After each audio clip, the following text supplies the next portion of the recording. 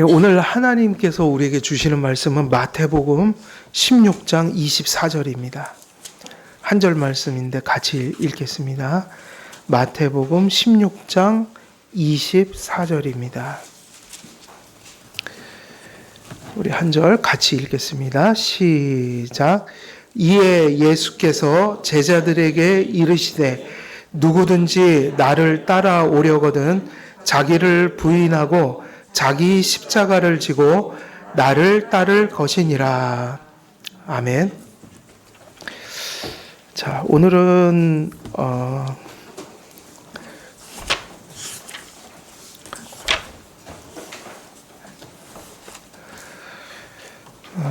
우리가 지난 시간에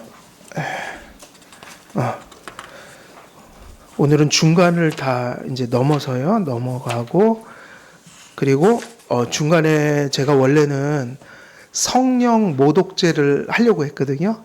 근데 지금 기독교 강요에는 성령 모독죄가 그러니까 이제 다 상당히 간결하게 정리가 돼 있어요.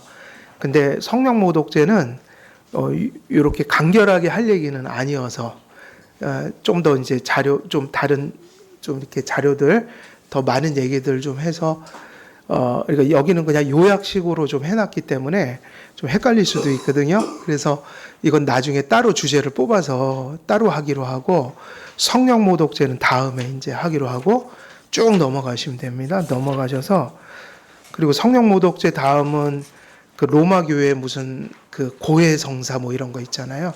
그러니까 잘못된 회개관 뭐 이런 것들인데 요거는 좀 넘어가도록 할게요. 그리고 이제 우리가 이제 어디로 가야 하냐면 이제 10번 그리스도인의 삶의 핵심 세 가지. 그러면 그게 418페이지입니다. 418페이지. 그래서 지금 우리가 칭의 먼저 다루지 않고 무엇부터 다루고 있는 거예요? 성화. 왜 칼빈은 성화를 지금 아직도 성화가 끝나지 않고 상당히 긴 시간 동안 성화를 아주 촘촘하게 세밀하게 설명하고 있거든요. 왜 그랬냐면 로마 교회가 칭의, 이신칭의를 얘기하면 이신칭의 오직 믿음으로 구원받는다. 의롭게 된다. 그러니까 이렇게 얘기하면 그 교리 때문에 사람들이 거룩하게 사는 걸 포기해버려. 그리고 그 교리는 사람들이 거룩하게 사는 거를 막는 아주 악한 교리다. 그러니까 마치 그 우리의 칭의 교리가 성화를 부정하는 것처럼 공격을 해댔다고요. 왜냐하면 거기는 아예 그냥 공로신학까지 있었으니까, 율법주의니까. 그러니까는 칼빈이 아니다. 우리는 이렇게 거룩한 성화를 이렇게 강조한다 그래갖고 우리가 설명할 수 있는 거 다 소개한 거예요, 먼저. 그러니까 칭의를 먼저 얘기 안 하고 뭘 한 거죠? 성화를 먼저 얘기한 거예요. 그러니까 로마 교회 사람들의 그 악평을 막기 위해서. 우리 성화론 이렇게 가지고 있거든, 이 얘기거든요. 상당히 많은 양을 할애를 해서 우리가 거룩하게 살아가는 걸 추구한다는 거를 얘기했어요. 근데 너희들처럼 안 하고 우리처럼 해, 이 얘기예요. 성경은 너희들처럼 하라고 안 했어. 그러니까 이렇게 해야 돼라고 한 거예요. 예. 그래서 이제 성화에 있어서 아주 핵심적인 그 성경 구절이 바로 이 구절이에요. 제자도에 관련된 거. 성화에, 그러니까 우리가 하나님께 값없이 용서받고 예수님의 오로지 의로 하나님과 화해된 자들이, 의롭게 된 자들이, 용서받은 자들이, 하나님께 받아들여진 자들이 이제 그렇게 되었기 때문에 어떤 삶으로 하나님이 또 이끌어 가신다는 거예요. 의롭게 한 자를 거룩하게도 만들어 가신다. 그래서 이러한 성화적 삶의 그런 삶을 우리는 보통 뭐라고 하면 제자도라고 하죠. 이게 은혜로 이렇게 칭의를 통해서 하나님께 구원을 받았으니까 너희들이 이제 이런 삶을 살 수 있다. 살아가야 한다. 그게 뭐냐면 제자도다. 그래서 제자도에 보면 우리가 마태복음 16장 24절에서 이 말씀의 교훈의 토대를 우리가 갖게 되는데요. 뭐라고 그랬죠? 그러니까 이것이 성화라는 것을 교리적으로 표현하면 앞에서 얘기했던 그런 내용이지만 이 성화라는 것을 성경 구절의 생생한 이 모습으로 이렇게 표현을 해버리면 결국 성화는 뭐 하면서 사는 거냐면 이에 예수께서 누구에게 이뤘죠? 제자들에게 이르시되, 첫째는 제자들에게 말한 거지만 이게 마태복음 28장으로 가면 세례 받는 자들에게 부르시는 부르심이라고요. 세례. 그래서 누구든지 나를 어떻게 하려면 따라오려거든 그랬죠. 바로 이게 뭐를 의미하는 겁니까? 제자도요. 제자는 다른 게 아니에요. 주님을 따라가는 거예요. 자기의 길을 자기가 만들어서 자기 길대로 가는 게 제자가 아니라 예수님이 따라오라고 한 길을 따라가는 게 뭐예요?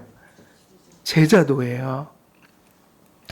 그래서 우리가 이런 오해들이 늘 이제 좀 가끔 반복하지만 이 제자 훈련이라는 개념이 상당히 이 부분을 나는 망가뜨려 놨다고 봐요. 제자 훈련이라는 말 자체가. 원래 제자도라는 건 엄청난 얘기예요. 그런 오카는 목사님 같은 분들이 프로그램 만든 그런 정도의 것이 아니라 성경이 못을 박아놓은 거라고요. 근데 어떻게 못을 박아놨냐면 우리가 마태복음 그 28장 말씀을 보면 뭐라고 돼 있죠? 그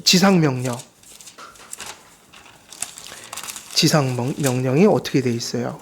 마태복음 28장에는 그 같이 한번 읽어볼게요. 이 구절하고 직접 연결이 돼서 한번 읽어봐야 될 것 같아요. 자, 19절부터 18절부터 20절까지인데 같이 읽어볼까요? 18절부터 20절까지 시작. 예수께서 나와 말씀하여 이르시되 하늘과 땅의 모든 권세를 내게 주셨으니 그러므로 너희는 가서 모든 민족을 제자로 삼아 아버지와 아들과 성령의 이름으로 세례를 베풀고 내가 너희에게 분부한 모든 것을 가르쳐 지키게 하라. 볼지어다 내가 세상 끝날까지 너희와 항상 함께 있으리라 하시니라. 이 말씀을 보게 되면요, 너희는 가서 그 제자라는 사람들이 도대체 누구죠? 모든 민족 중에서 이제 전도가 된 사람들이잖아요. 그런데 그들을 뭐로 삼으라고 그랬어요? 복음을 전한다는 것은 복음 전하는 것 따로 제자가 되는 게 따로 있을 수가 없어요. 다시 말하면 프로그램이 아니란 말이에요. 조직하는 게 아니란 말이에요. 제자가 되는 것은 그 조건이 뒤에 나옵니다. 아버지와 아들과 성령의 이름으로 뭐를 받은 사람들이. 그럼 세례라는 말 자체가 무엇이 되겠다는 다짐이 없으면 세례를 주면 안 돼요? 제자예요. 제자 훈련은 없어요. 적어도 예를 들면 한길교회에 성도가 된 분들은 다 뭐가 돼야 되는 겁니까? 왜? 세례를 받았기 때문이에요. 뒤에 보면 더 기가 막힌 말씀이 나와요. 내가 너희에게 분부한 일부입니까? 모든 것입니까? 모든 것을 가르치지만 말고 어떻게 하라고 돼 있어요? 지켜 행하게 하라고 돼 있어요. 지키라. 지키게 하라. 볼지어다 내가 세상 끝날까지 너희와 항상 함께 있으리라. 그래서 여러분 전도를 오해하면 안 돼요. 길 가다가 그냥 결신시켰다고 전도한 게 아니라 전도는 교회가 되는 것까지 와야 돼요. 세례를 받는다는 게 뭘 의미하죠? 입회한다는 걸 의미합니다. 그냥 내 예수님 믿을게요가 끝이 아니라 예수님을 믿어서 한 교회의 이 회원으로서 성도로서 세워지는 데까지 오는 거예요. 그러니까 결국 세례를 받아야지 전도가 된 거라고요. 그 세례를 받는다는 의미가 어디로 들어와 있다는 얘기예요? 교회요. 그리고 더 중요한 얘기는 이거예요. 그냥 세례 받았다고 되는 게 아니라 세례는 시작점이다. 시작점이 뭐죠? 제자로서 살아가겠다라는 믿음과 결단이 서서 세례를 받음으로, 세례를 받은 자들은 이제 모두가 일평생 무엇이 되고자 하는 거예요? 제자예요. 근데 제자는 나 혼자 잘 믿고 혼자 성경 공부해갖고 대단한 지식을 가지고 또 내가 열심히 실천해야지. 그게 아니라 교회로서 제자인 거예요. 그러니까 교회를 이루지 못하면 전도가 된 게 아직은 아닌 거라고요. 근데 한국교회나 많은 복음주의 진영은 뭐를 잃어버렸냐면 교회론을 상실해버린 거예요. 선교 속에 뭐가 없다는 거예요? 교회예요. 선교는 교회를 세우기 위해서 선교하는 거지 한 사람 결신시키는 게 아니라고요. 그건 제 말이 아니라 지금 이 구절이 증거하는 거예요. 모든 족속을 제자로 삼아 그랬죠? 근데 그 제자를 삼을 때 어떻게 하라고 그랬다고요? 그게 뭐를 의미한다고요? 세례를 받는 것을 전제한다. 그럼 세례를 받은 사람들은 결국 무엇을 해야 되나요? 모든 것을 가르침을 받아야 되고 그리고 그것을 지키는 훈육을 받아야 한다. 그러니까 그런 존재가 돼야 된다. 그래서 여기에는 아주 중요한 진리가 흘러가고 있는데 전도는 세례를 받는 걸 의미하는 거예요. 세례까지 들어와야 돼요. 근데 세례는 무엇이 되는 거라고 그랬어요? 몸으로 들어오는 거라고요. 교회의 일원이 되는 거예요. 우리도 세례를 주잖아요. 그리고 그 세례를 받는다는 의미가 세례를 받은 사람 모두가 예수님이 분부한 것을 다 배워야 하고 일평생 그걸 지키는, 그것을 배워가는 제자가 되어야 한다. 그래서 성도는 상당히 엄청나게 영광스러운 단어이면서 성도를 아무나 성도라고 부르는 게 아닌 거예요. 성도는 대단한 존재들이에요. 어떤 존재들이냐면 예수님을 쫓아가기로 결단한 사람들. 근데 오늘날 이 개념이 깨져버리면서 이 한 교회의 회원이 되는 것이 그냥 그날 총동원 주일날 가면 성도가 돼 있잖아요. 등록이 돼 있잖아요. 묻지도 않고 따지지도 않고 다 받아들이잖아요.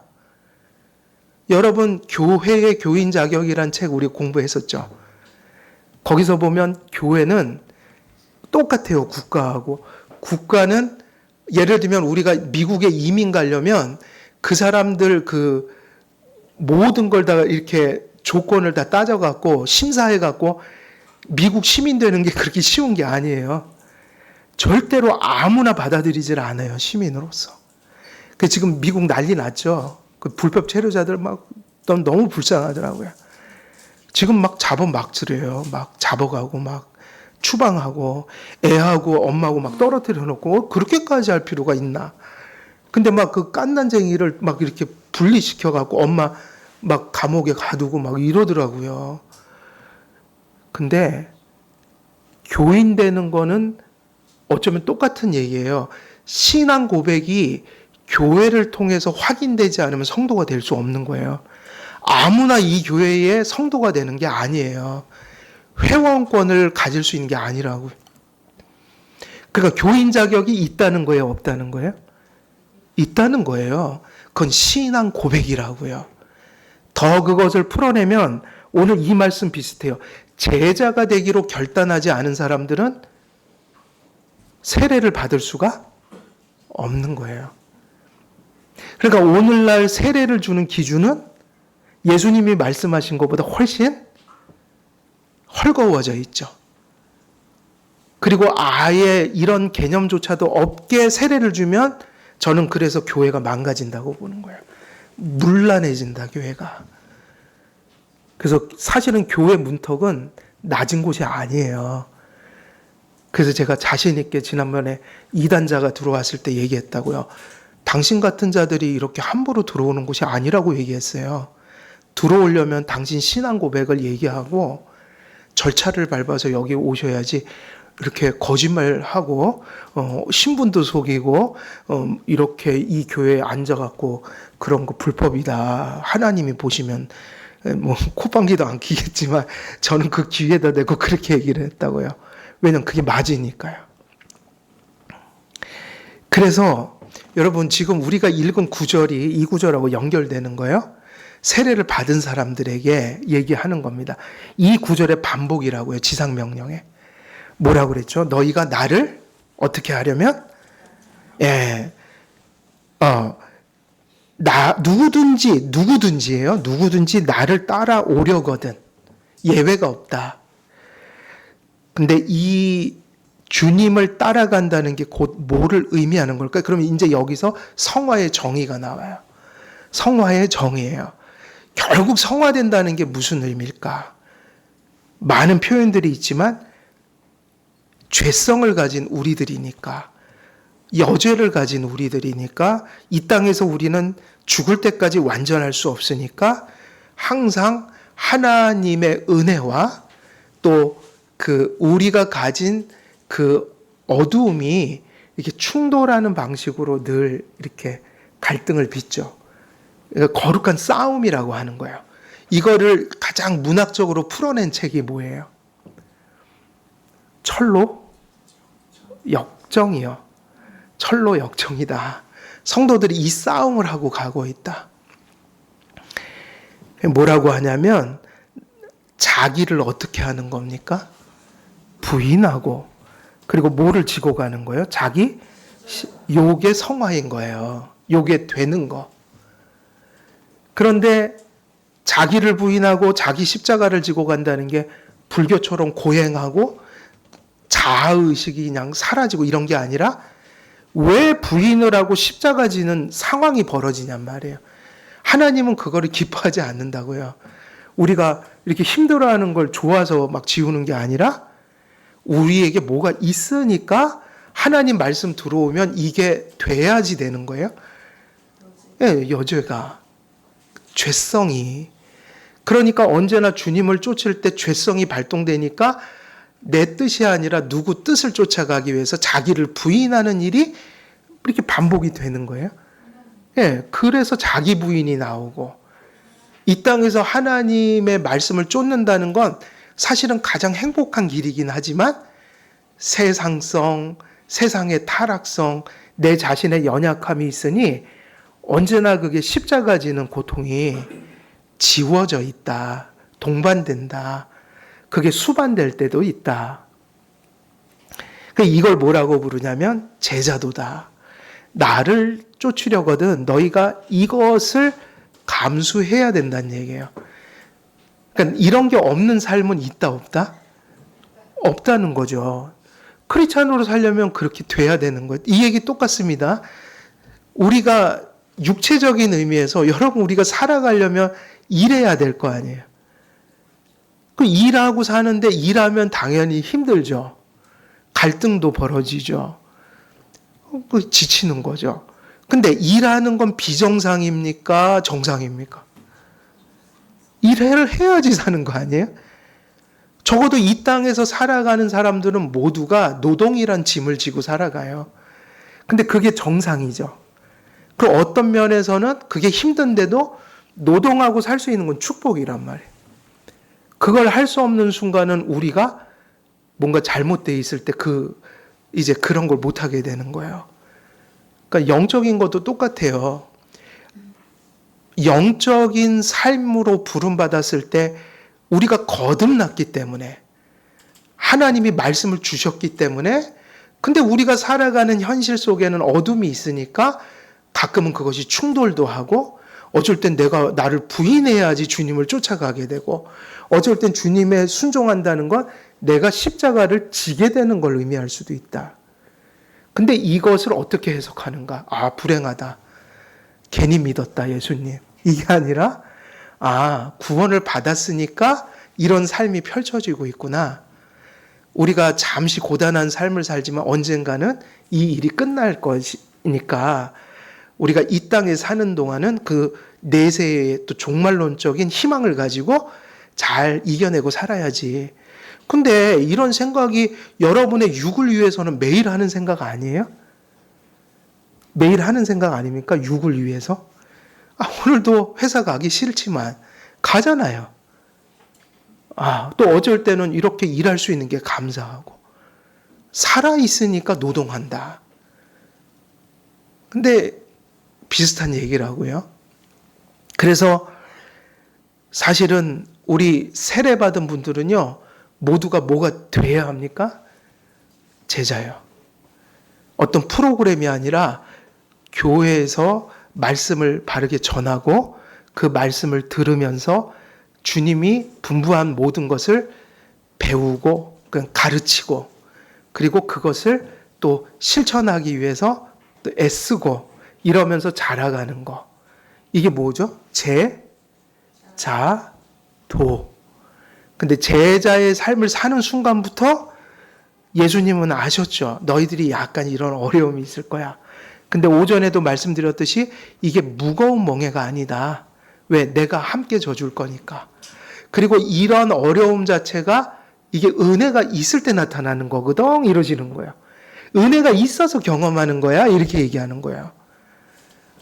그렇구나. 내가 구원받아갖고 이런 것도 경험하네? 이 얘기를 하는 거예요. 그러니까 그게 뭐냐면 자기를 부인하고 자기 십자가를 지고 가는 삶. 이것이 제자도다. 그래서 이제 그것을 칼빈이 이렇게 많이 풀어줬어요. 그래서 자기 부인이 뭔가, 그럼 이제 먼저 자기 부인을 그저 좀 알아야겠죠. 자기 부인이 뭔가.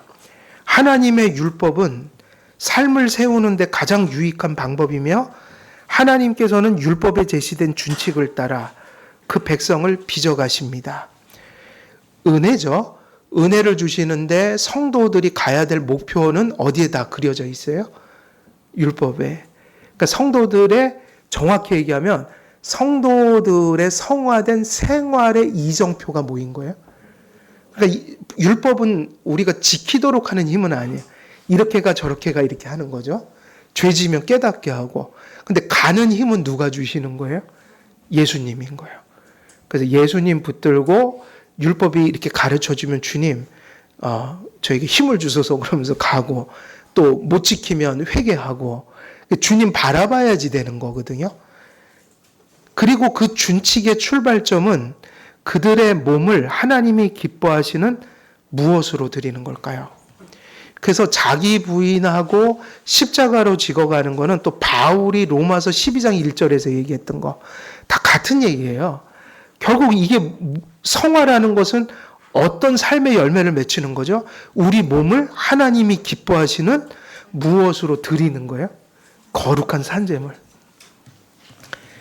그래서 오전에 얘기했던 게 다 똑같은 맥락이죠. 노예 생활을 했어요. 불평하고 좌절하고 낭망하고 주인만 보면 징후가 끌어올리고 이렇게 살다가 갑자기 어느 날 예수님이 가슴 속에 들어와 버리셨어요.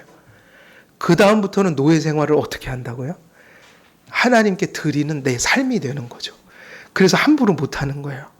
비록 노예 생활일지라도 그때 예수님 안 믿을 때처럼 함부로 할 수가 없는 거예요. 이 노예 생활이지만 이 삶을 통해 하나님께 영광 돌려야지. 그걸 바울은 뭐라고 그랬죠? 몸을 하나님이 기뻐하시는 거룩한 산제물로 드리는 거다. 예수님은 제물이 되셨다고 할 때 우리를 대속하는, 구속하는 제물이 되셨고 그걸 우리가 적용하면 돼요, 안 돼요? 우리가 산제물이다 그러니까 우리가 누구를 구속하는 제물이 되었다. 그게 아니라 하나님께 받은 은혜가 너무 커서 내가 뭔가 하나님께 마음으로 감사로 이렇게 응답하는 게 산제물이라 이거예요. 그런 삶이다.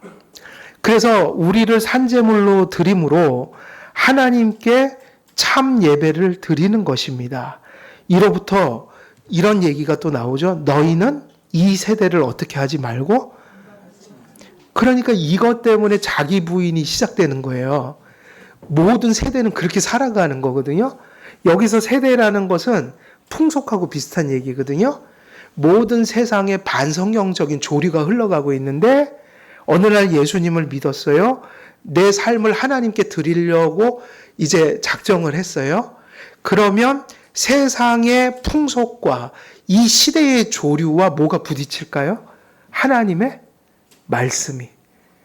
그때 우리는 어쩔 땐 실패도 하고 성공도 하고 다시 회개하고 이러는 거예요. 뭐냐? 어쩔 땐 자기 부인이 안 돼요. 그냥 조류를 따라가고 싶은 마음도 생기고. 그럼 그때 또 넘어지니까 또 회개하는 거고. 그러나 어쩔 땐 또 성공하죠. 아니야. 그래도 하나님 말씀 쫓아가야지 하면서 세상 사람들은 다 그렇게 살아가는데, 아이, 아니야. 그래도 이렇게 하면 안 돼. 이러면서 가는 거예요. 그게 뭐죠? 자기 부인이에요. 여기서 그리스도인의 삶의 핵심 첫 번째가 제시되는데, 그것은 우리가 우리의 것이 아니라 누구의 것이라는 신앙이에요. 그래서 자기 부인은 단지 이렇게 생각하면 안 됩니다. 불교적인 거. 불교는 무아 개념으로 가잖아요. 그냥 다 그냥 없어. 나도 없고. 이게 아니라 그런 거로 가면 큰일 나요. 여러분이 있죠. 여러분이 바른 여러분이 돼서 하나님께 순종하는 게 자기 부인이라고요.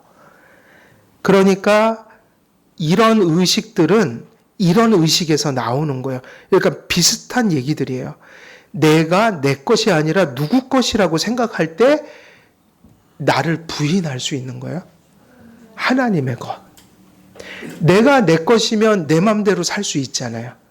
근데 내가 내 삶도 내 인생도 내 것이 아니니까 우리는 성도들은 모두가 다 똑같을 거예요.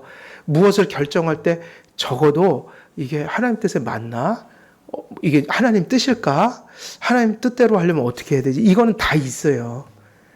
비록 그거를 어쩔 때는 불순종하지만 마음의 중심은 그렇게 살고자 하는 마음이 있다고요. 그게 뭐냐면 여러분이 거듭났기 때문에 하나님을 창조자로 구속자로 성경에서 인식을 했기 때문에 여러분이 여러분을 여러분의 것으로 생각할 수는 없는 거예요. 내 인생이지만 내 인생의 주권을 하나님이 가졌다는 걸 알고 계세요. 다만 어쩔 때는 그게 잘 안 되는 것일 뿐이죠. 그렇지만 여러분은 또 회개하고 갈 거예요. 그래서 제자예요. 근데 그 중심은 부인할 수가 없어요. 그게 없다면 크리스찬이 아니고 그는 제자의 삶이 없는 거예요. 그래서 여호와의 것이라는 신앙 안에서 생각하고 묵상하고 행하는 것입니다. 그러니까 자기 부인이라는 걸 성경의 여러 가지 이야기들과 맥락으로 풀어갈 수 있는 거예요. 이게 다 자기 부인이다. 우리가 하나님께 드려진 하나님의 것이라는 믿음을 가질 때 그리스도인의 삶의 방향이 어떻게 된다고요? 바로 잡힙니다. 그래서 여러분 항상 자꾸 사고를 그렇게 해줘야 돼요. 직장 생활, 가정 생활, 뭐 크고 작은 대소사를 이게 하나님이 주인이시니까 하나님이 주인으로서 내게 뭐를 바라실까 이런 거. 그러니까 막 속단하고 성급하게 막 결정하는 게 아니라 하나님이 주인이시니까 좀 묻고 가야겠다. 근데 뭐 묻는다고 음성 들려주셔요? 뭘 봐야 돼요? 자꾸?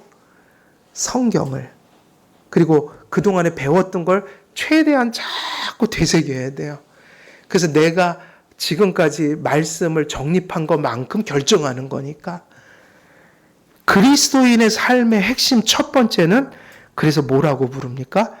내가 나의 삶의 주인이 아니니까 하나님의 가치와 나의 가치가 충돌할 때 사실은 누구를 부인해야지만 하나님께 순종할 수 있는 거예요. 나를 부인하는 거. 그러니까 이게 이렇게 이해하지 마세요. 우리가 그냥 예수님 믿으면 딱 기계적으로 탁탁탁 부인이 되지 뭐. 딱 이렇게 부인하면 되지. 이게 아니라 죽을 때까지 그 부인하지 못하는 그 고집을 하나님 앞에 부인을 잘하는 성품으로 사실은 계속 만들어가는 거라고요, 하나님이. 그러니까 꼭 이렇게 얘기할 수 없어요. 딱 뭐 부인을 꼭 하는 삶이 막 거기 막 세워지고 또 막 안 하는 이런 게 아니라 그게 다 우리 안에 막 뒤섞여 있는데 점점 더 신앙생활할 수 그게 분명해져 가는 거. 그러니까 우리의 자기 부인은 그렇게 가야지. 또 어떤 분들은 교만해져 갖고 성도님의 그 장점은 뭡니까? 저요 자기 부인입니다. 저는요 끝내주게 해요 자기 부인을. 그럼 이게 교리를 벌써 모르는 사람 얘기예요.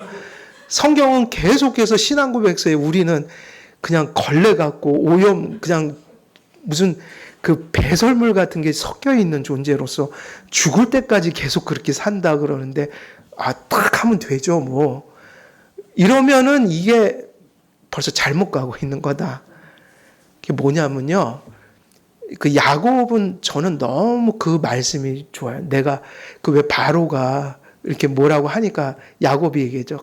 제가 참 몇 년 동안 험악한 세월을 살았습니다. 신앙을 자랑한 게 아니라 이렇게 얘기했어요. 참 험악한 세월을 살았어요. 그 얘기는 참 이게 문제덩이고요. 세상도 참 험한데 하나님이요. 이렇게 저를 그냥 이래저래 연단하시면서 이렇게 그냥 깨우치면서 살아왔습니다. 근데 아직도 숨이 안 끊어져 갖고요. 이게 끊어질 때까지는 모르겠네요. 더 해봐야겠네요. 그러면서 겸손하게 바로 앞에서 자기를 소개했죠. 그래서 그리스도인의 삶의 핵심 첫 번째는 자기 부인이에요. 그러면 이것을 이렇게 얘기해야 돼서 교회에서 특별한 사람들이 해야 되냐? 목사들만 그렇게 해야 돼요? 아니고요. 세례 받은 사람. 좀 평등하셔야 돼요. 목사하고 성도님들하고 평등합니다. 똑같아요. 그냥 자기 부인하고 살아야 돼요. 그러니까 거긴 한치의 그 불평등이 없습니다. 그게 뭐냐? 그러니까 목사건 그게 누구건 세례 받은 사람이다. 그럼 제자가 돼야 된다. 그거는 약속한 거다 하나님하고. 그리고 하나님 쪽에서 우리에게 너를 내가 은혜 베풀겠다 할 때 그 약속이 있는 거잖아요.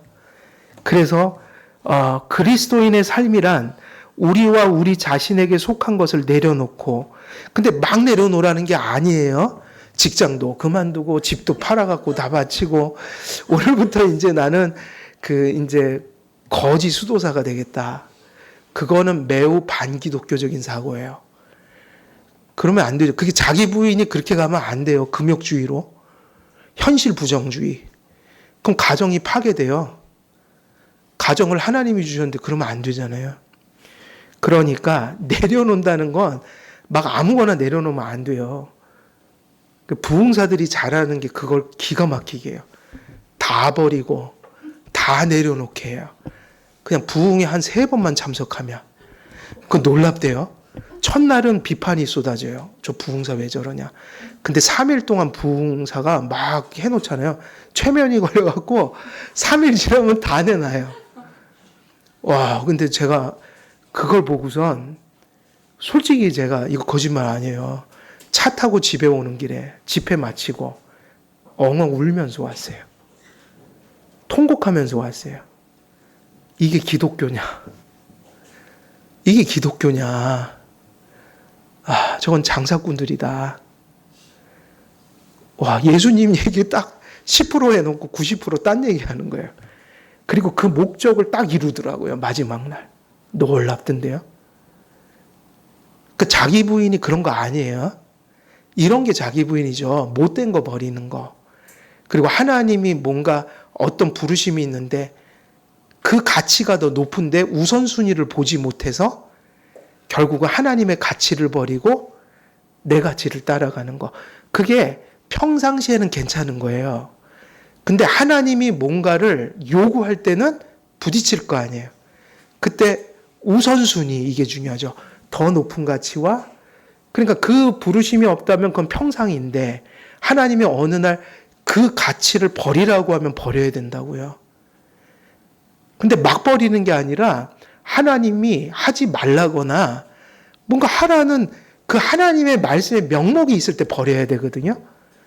그러니까 아무거나 버리는 것도 불신앙이에요. 그러니까 여러분 성도는 제멋대로 버려도 안 되고 제멋대로 이렇게 굳은케 안 해도 안 돼요. 제일 좋은 건 그 길을 가라고 할 땐 가고요. 좀 멈춰라 하면 멈춰야 돼요. 항상 기준은 누구예요? 하나님이에요. 그걸 잘 분별해야 돼요. 그 제 인생 속에서도 그런 게 있었던 거죠. 한동안은 그게 하나님 뜻이어서 계속 하는 게 맞았는데 하나님이 어느 날 이제 그만 그러면 딱 멈추고 돌이켜야 되는데 그때 잘 안 되죠. 그래서 성경에 온유한 자는 복이 있나니 그랬죠. 그 온유하다는 말이 무슨 뜻일까요? 좌로 하나님이 좌라고 하시면 좌하고 우하로 하시면 우하는 거. 그러니까 아무 때나 버리는 게 아니라 하나님이 딱 무슨 말씀을 하시면 놀고 있다가 놀고 있던 걸 어떻게 하는 거예요? 딱 내려놓고 예전에 왜 그렇죠? 해 딱 뜨기 직전에 나와서 해가 질 때 들어갔어요, 제가. 애들하고 다방구하고 땅 따먹기 하고 뭐 이러고 노느냐고 아침에 나가서 이제 저녁이 되면 들어오는데 그 노는 게 먼 데 가서 노는 게 아니라 집 앞이에요. 그때는 포장이 안 돼 있으니까 흙바닥이었거든요. 그러면 이제 저녁 때가 되면 야 동구나 들어와 그래요. 그러면 다 들려요. 집에서 얘기해도 그때. 그러면요 뭐 하고 놀다가 다 버리고 그냥 툴툴 털고 들어가요. 이게 뭐냐면 자기 부인이에요. 아무거나 버리지 마십시오. 근데 하나님이 요구하실 때는 내가 나를 부인해야 돼요. 그 부인을 해야 됩니다. 그리스도인의 삶이란 우리와 우리 자신에게 속한 것을 내려놓고 하나님의 영광에 부합한 삶을 목표로 삼는 데서 시작됩니다. 자신을 부정한다는 의미는 우리가 부패한 본성에 따라서 우리의 이성과 의지대로 뭐 하지 않는 거예요? 행하지 않는 거예요. 그러니까 그 얘기예요. 막 버리라는 게 아니라 우리의 부패한 본성을 따라서 뭐를 판단하고 선택하지 않는다는 의미예요. 말씀과 성령의 통치 안에서 하나님의 뜻을 따라서 하나님 앞에 예배하고 생활함으로 하나님께 우리를 바로 그 삶을 뭐 하는 삶이라고 그러는 거예요? 드린다. 따라서 말씀과 성령의 통치를 마음에 받는 사람은 자신의 것을 구하지 않고 하나님의 뜻과 하나님의 영광을 추구합니다. 자기 부인이 존재하는 삶은 자신과 자신에 대한 걱정을 내려놓고 우리의 열성을 하나님과 그분의 계명에 충실히 바치는 삶이에요. 이것 속에서 자라가는 것을 바로 뭐라고 하냐면 제자도라고 하죠. 그리스도인의 삶은 모든 것을 하나님의 결정과 판단에 맡기며 그러니까 할 수만 있으면 하나님의 말씀에 근거하여 사고하고 다시 말하면 믿고 그리고 하나님의 말씀에 근거하여 신앙 고백하고 그리고 하나님 말씀 근거하여 뭔가를 판단하고 선택한다. 그럼 이거를 박윤선 목사님이라면 우리 합신을 처음에 세우셨던 중요한 역할을 했던 그 합신의 그때 총장님 박윤선 박사가 한 얘기가 뭐냐면 계시 의존적 뭐를 하라? 사색이요. 그러니까 자기 상상, 자기 논리, 뭐 자기의 부패한 것에서 나오는 뭐 여러 가지 지혜를 가지고 하나님을 생각하는 게 아니라 성경의 근거에서 그분을 얘기하는 거. 자꾸 생각하는 거. 그러니까 그것은 하루아침에 되는 게 아니라 내가 성경을 배운 것만큼 그 성경이 내 안에서 믿음으로 수용된 것만큼 하는 거잖아요. 그래서 우리는 평생 말씀을 배우는 거예요. 그래서 우리가 이 말씀을 적용하면 예배 생활, 직장 생활, 가정 생활을 부패한 내 본성으로 하지 마시고 열심히 생각하고 판단하면서 살아야 되지만 성경에 근거하고 그 성경에 대한 그 가장 건전한 해석이 교리잖아요. 교리적인 판단을 가지고 내 삶을 영위해 가는 거란 말이에요. 그게 계시 의존적 뭐라고요? 사색을 하라. 그리스도인의 삶은 모든 것을 하나님의 결정과 판단에 맡기며 그래서 하나님의 결정과 판단에 맡긴다는 건 성경을 따라 내가 생활했다. 이거죠. 마음의 모든 의향을 양심적으로 하나님께 맡깁니다. 이러한 신앙만이 탐욕, 권세욕, 명예욕, 인간적인 영예에 대한 야심, 갈망, 교만, 허식을 이겨낼 수 있어요. 사실은 우리의 삶 속에서 내가 나를 부인하지 못하게 하는 건 이런 것의 달콤함들이에요. 뭐죠? 탐욕. 내가 이렇게 하면 이런 걸 얻을 텐데. 권세욕. 권세욕이 있죠. 그 다음에 명예욕. 인간적인 영예에 대한 야심. 그래서 저는 보이스비 앰비셔스를 싫어한다. 소년이여 야망을 가져라. 이건 아주 성경적이지 않은 용어예요. 그건 세상에서나 써먹을 용어예요. 소년들이여 뭐를 품으라? 말씀을 품으라. 그런 거예요. 갈망, 교만, 허식을 이겨낼 수 있습니다. 자기 부인이 없이는 첫 돌판뿐만 아니라 돌째 둘판도 지켜낼 수가 없어요. 그러니까 이 얘기가 돼서 다시 교리로 가면 우리 안에 죄성이 있으니 우리가 뭔가 하나님 앞에 선한 것을 하는 것은 죄성을 딛고 가야지 되는 거잖아요. 그러니까 성화는 항상 죽임과 뭐였어요? 죽임과 살림. 근데 먼저 뭘 죽여야지 되는 거예요? 죄를. 그래서 자기 부인이 없이는 하나님 가치와 세상 가치 혹은 하나님 가치와 나의 고집이 충돌하기 때문에 성령님이 우리 안에 성화의 은혜를 베풀어 주시면 나타나는 것이 뭐예요? 자기를 부인하고 하나님의 길을 선택하는 마음.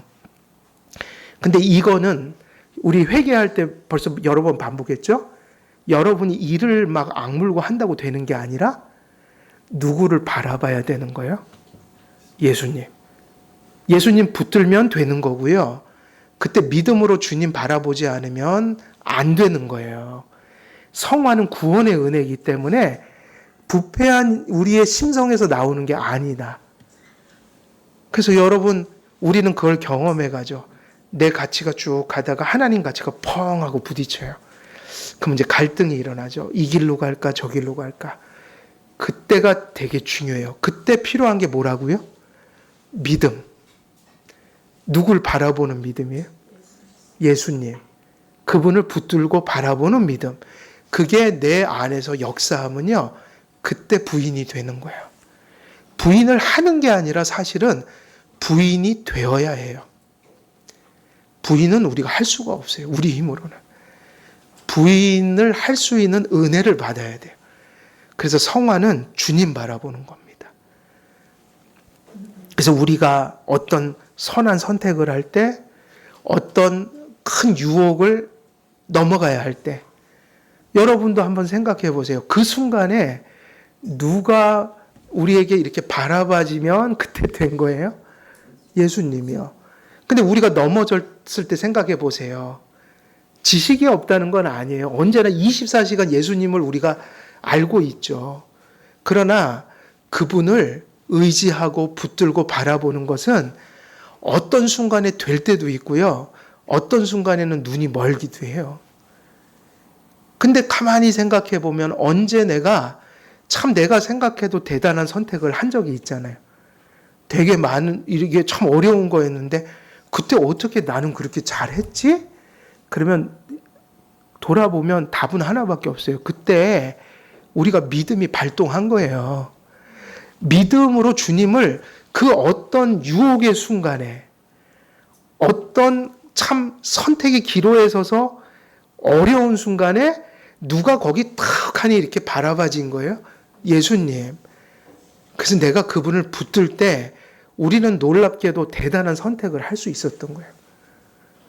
지금 생각하면 그때 제가 처했던 환경에서 어머니 아버지도 반대도 많이 했는데 제가 고2 때, 고3 때, 그 사이에 신학교 결정을 했는데 야, 그래도 어떻게 신학교 갈 생각을 했지? 그때는 또 주님밖에 안 보였어요. 소위 말하면 배는 게 없었어요. 그러니까 된 거죠. 근데 만약에 주님이 안 보여요. 그러면 뭐 어떻게 하겠어요? 그래서 청교도들이 중요한 단어 사용해요. 믿음이 있는 건 사실인데 믿음이 오퍼레이션, 시행되어야 한다. 그걸 뭐라고 하냐면 교제라고 해요. 여러분이 모두가 예수님 안에 들어갔고 예수님이 여러분 안에 계시고 연합은 한 번에 끝이 났어요. 달리 표현하면 예수님과 결혼을 해버린 거예요. 그런데 아무리 연합을 했어도 마치 부부가 사이 좋을 때가 있고 안 좋을 때가 있잖아요. 근데 사이 좋을 때는 이제 그게 뭐냐? 연합한 믿음이 잠들어 있는 게 아니라 연합한 믿음이 오퍼레이션 되는 거예요. 시행된다. 그걸 뭐라고 하면 교제한다. 열렬한 교제가 일어난다.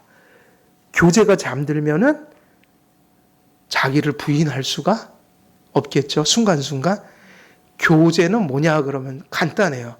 말씀 안에서 누구를 바라보는 게 강렬하게 일어날 때 우리가 하나님과 열렬히 교제한다 그래요. 말씀 안에서 누구를 열렬하게 바라보는 거예요. 예수님이요. 그걸 뭐라고 하냐면 교제라고 해요. 헷갈리더라고요. 처음에 예수님과 자꾸 교제하라는데 뭘 어떻게 교제하는 게 맞지? 예수님과 뭘 어떻게 하는 게 교제야? 뭐 어떻게 해야 되나 그랬는데 교제는 다른 게 아니에요. 말씀, 더 나가면 말씀 붙들고 기도하면서 누구를 바라보는 일이 발생해요. 거기서 주님을 바라보잖아요. 그걸 뭐라고 한다고요? 교제요. 그거를 뭐라고 하냐면 커뮤니언. 유니온하는 사람들은 커뮤니언을 해야 돼요. 열렬한 교제가 일어나야 된다. 근데 언제 자기 부인이 가능해요? 주님을 열렬하게 선명하게 바라볼수록 우리는 그때 믿음의 힘으로 참 놀라운 일들을 많이 할 수도 있어요. 이것이 교제다. 시간이 또 다 돼갖고 오늘 여기서 마쳐야겠네요. 거기 마지막에 문단 뒤에 많이 남았죠. 그래서 오늘 여기까지 할게요. 그래서 오늘 말씀을 정리하면 여러분들이 세례받고 또 하나님께 칭의받아 용서받았잖아요. 그럼 이제 성화의 부르심이 있는 건데 여러분 우리가 세례받았다는 말 자체가 우리가 뭐가 되어야 된다는 것을 함축하고 있어요. 제자. 그러면 그 제자는 한마디로 얘기하면 성화적 삶의 열매요, 훈련이요, 결실들이고 그것의 성장인 거예요. 그러면 여러분이 제자가 됐다는 말을 예수님은 그 제자도 나를 따라오려거든 이렇게 아주 친절하게 분명하게 제자도의 핵심을 짚어주셨어요. 우리가 헷갈려 할까봐. 그러면 그 제자도의 핵심은 뭐를 우리의 심성 속에서 길러가는 걸까요? 그러면 자기 부인과 자기 십자가 지고 가는 삶. 그것은 산제물로 나를 드린다는 의미도 있고 하나님을 나의 주인으로 인식한다는 의미도 있고 많은 의미를 담고 있지만 결국은 하나님의 가치와 우리의 가치 혹은 세상의 가치는 부딪힐 수밖에 없거든요. 그때마다 우리가 내 것을 내려놓고 하나님의 길을 이렇게 쫓아가는 것. 그것을 자기 뭐라고 했어요? 부인이라고 했다. 근데 우리는 동양권에 살다 보니까 잘못하면 불교적인 의미에서 무아 개념으로 갈 확률이 높은데 그건 위험한 거예요. 그래서 자기 부인하는 삶을 우리가 가슴속에 하나님의 은혜로 사실은 많이 이렇게 품어가야 되는데 그 길은 하나밖에 없다. 또 잘못 이해하면 오늘부터 이제 이를 악물고 한번 해봐야지. 그러면 10중 8구 아무것도 못합니다. 왜냐하면 이거는 구원이에요. 예수 안에 있는 것으로만 할 수 있어요. 그러니까 이런 말씀을 듣고 또 오늘 또 내가 진을 빼면서 뭐를 하려고 먼저 하시지 마시고 주님이 은혜를 주시면 그때 죽으세요. 근데 어떻게 하냐면 먼저 주님을 바라봐야 합니다. 우리의 믿음이 친밀하고 열렬한 교제로 주님을 강렬하게 바라봐야 돼요. 그 믿음이 오퍼레이션 돼야 그리스도를 통하여 그 자기를 부인할 수 있는 힘을 공급받게 되는 거예요. 근데 하나님이 약속하셨고 여러분 안에는 이미 이게 존재한다고요. 그죠? 그리고 그것이 이제 우리가 하루하루 그 심성이 더욱더 훈련되고 정착되고 성장해 가야 한다. 그런 면에서 우리는 다 똑같은 성화적인 삶을 살고 있는 거예요. 그래서 이러한 성화, 제자도 이런 의미들을 잘 이제 정립해서 여러분들 삶 속에 이것을 잘 적용하셔서 여러분 안에도 하나님의 가치와 혹은 나의 혹은 세상의 가치가 충돌할 때 하나님의 가치를 선택하는 아주 복된 그 너무나 큰 은혜, 이런 것을 많이 경험하시는 여러분 되시기를 우리 주 그리스도의 이름으로 간절히 축원드립니다. 살아계신 하나님 아버지, 우리를 용서하시고 우리를 의롭다 하여 하나님의 자녀로 받아주셨음을 감사합니다. 그런 자녀로 삼아주셨기에 또 우리를 거룩하게 하시는 하나님의 손길이 있음을 또다시 한번 감사를 드립니다. 그러나 이 어두운 세상 속에서, 연약함 속에서 또 죄성을 품은 저희들이 이 길을 걸어가는 것이 또 어렵기도 한 일이기도 합니다. 우리 주님을 바라봄으로 언제나 주님의 가치를 선택하며 하나님을 영화롭게 하는 삶을, 그런 삶을 살아감으로 언약의 복을 누리고 살아가는 기쁨과 감사와 희락이 넘쳐나는 우리의 삶이 될 수 있도록 하나님 역사하여 주옵소서. 감사드리오며 우리 주 예수 그리스도의 이름으로 기도드리옵나이다. 아멘.